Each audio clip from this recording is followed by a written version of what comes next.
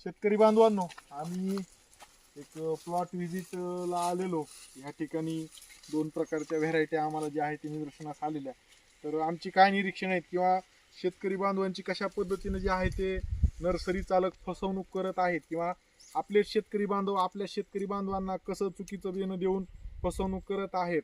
तर ते जे काही निरीक्षण जे आहे ते आम्ही या ठिकाणी जे आहे ते आपण शेतकऱ्यांसोबत चर्चा करणार आहेत. तर साहेब, तुमचं नाव काय म्हणले?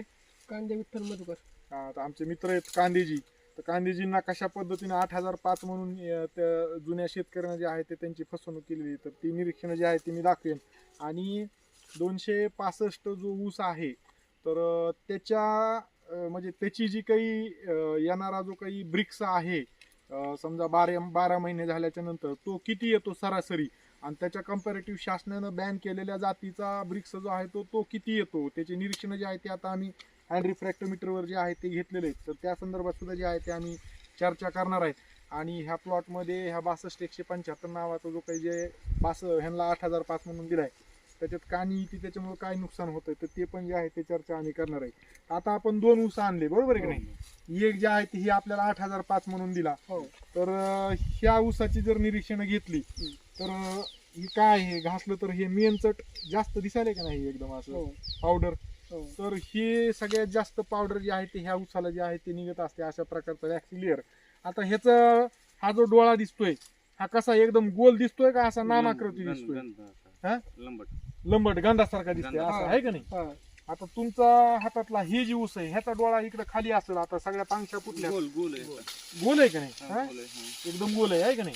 हा. आता मला सांगा, ह्याच्या निटुबेनं जे आहे काही पन्हाळ वगैरे काही दिसती का नाही, अशी काही नाली वगैरे आहे का नाही? बरं, मला सांगा, लेबर ही ऊस पळू पळू तुडीत आहे का ही ऊस जास्त तुडीत आहे चांगलं, म्हणजे पाचट निघायला ह्याची चांगली पाचट निघती लवकर का ह्याची निघते? ह्याची पाचट निघते, ह्याची लय चिटकून राहती, बेजारीचा धंदा. आता हे आमचे मित्र स्वतः तोडणी वाहतूक ठेकेदार सुद्धा आहेत, त्याच्यामुळे त्यांचा दांडगा अनुभव आहे. लेबर ही तोडताना जरा बेजारी सळत होती त्यांची, आहे का नाही? मऊ आहे. तर शेतकरी बांधवांनो, हे सगळ्या ह्याच्या अशा पद्धतीच्या मुळ्या सुटणे, त्याच्यानंतर लोळला की ह्या रानात जर इथं जर लावला असेल, ह्या जर सरीत असेल तर 4थ्या-5व्या काकरी पस्तोर तिकडे जाते, वडू वडू बेजार होतोय लेबर. म्हणजे लेबर पैसे बी मागत आहे. आता त्याचं आम्ही समर्थन नाहीत करत, पण हे अशा प्रकारचं हे झाल्यामुळं त्यांच्या सुद्धा प्रचंड मोठ्या प्रमाणामध्ये जे आहे ते ह्या तोडणी करताना अडचणी जे आहे ते त्या अशा प्रकारच्या आपण शासनानं बॅन केलेल्या जाती लावल्यामुळं त्यांची सुद्धा ती अडचण आहे. आता ह्या जातीचं जे आहे ते ह्याचा ब्रिक्स आपण तपासणी केला, त्याचा पण तपासणी केला. आता हा जो आहे हा ओरिजिनल 265 आहे. ते कसं ओळखायचा? हे असं जर आपण हे केलं, आता हे तोडून बराच वेळ झालाय आम्ही, आणि हे पांगशीचं फुटलेलं आहे, ही काही मुख्य वाड्याचा भाग नाही, बरोबर नाही? पांगशीचं तुटलंय. त्याचं मुख्य वाड कुठे बघा बरं, आहे का? नाही, पाण्याचं तुरा आहे. हा, तर हे जे आहे ना हे एकदम असं तलवारी सारखं असतं. हा 265. आणि जवळून जर थोडं आणखी निरीक्षण घेतली, मला सांगा, हे जे आहे हे तांबेरासारखं दिसायलंय का, रस्ट सारखं?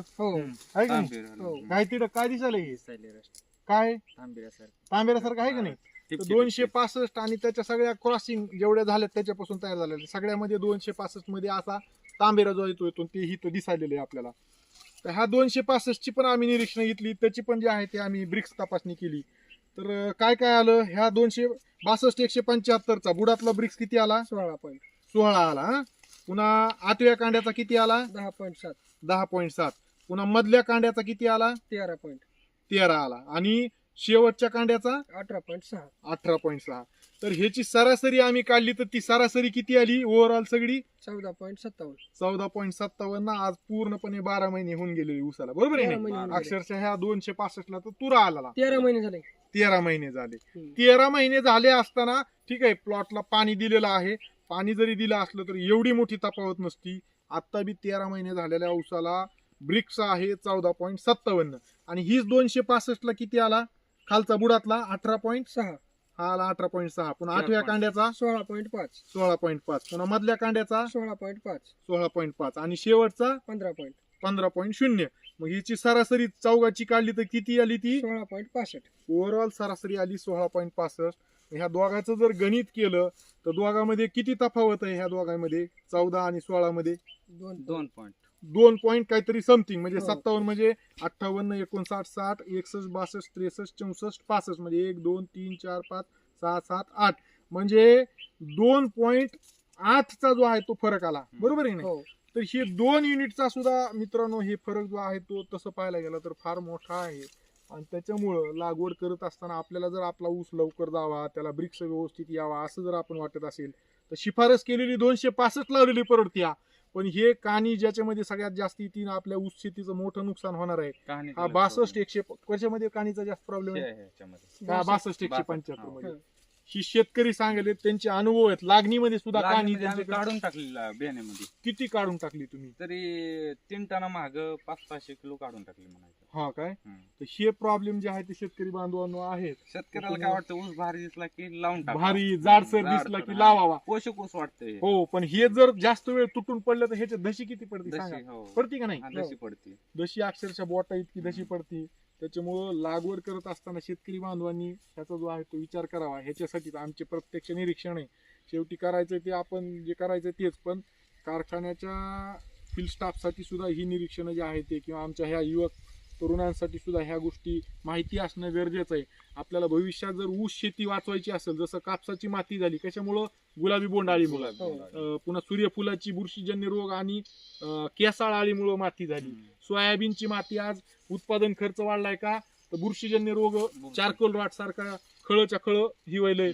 पुन्हा पिवळा मोझॅक विषाणू त्याच्यात यायलाय, त्याच्यामुळे नुकसान व्हायलेलं आहे. हो ना. हे जसे आता ती का जसं 200 म्हणजे 726 नावाची जात आपल्याकडे आली तसं ते सोयाबीन मध्ये हे रोग सगळे यायला चालू झाले आपल्याकडे. नाहीतर 4 वर्षाखाली हे काहीच नव्हतं, 4-5 वर्षाखाली आहे का नाही? नव्हतं, तर नव्हतं. हे सगळे जे क्रॉपिंग पॅटर्न आपण बदलतोय आणि असं शिफारस नसलेल्या जाती लावून जे काही त्याचा युनाकलम म्हणजे त्याची बुरशी इथं पडली तर ती दुसऱ्या पण ऊसाला बाधित करायला बाधित करायचं. आणि त्याच्यामुळे नुकसान व्हायला ते होऊ नये म्हणून आपण ह्या जाती जे आहेत ते टाळणं गरजेचं आहे. त्याच्यासाठी हा व्हिडिओ जो आहे तो आम्ही केला.